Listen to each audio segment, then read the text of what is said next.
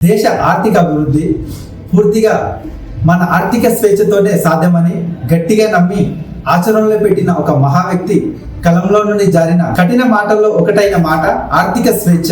ఒకరికి మేలు చేసే పని ఏదైనా గొప్పదే.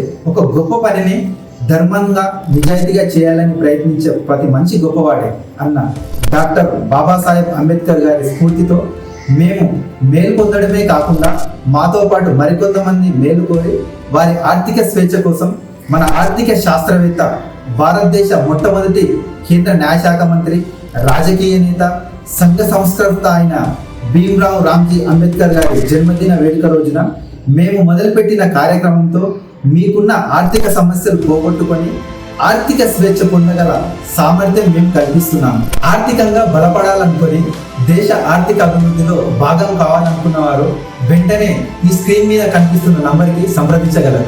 మా స్వయం కృషి టీం తరఫున మరొకసారి రాజ్యాంగ శిల్పి డాక్టర్ బాబాసాహెబ్ అంబేద్కర్ గారికి హృదయపూర్వక జన్మదిన శుభాకాంక్షలు.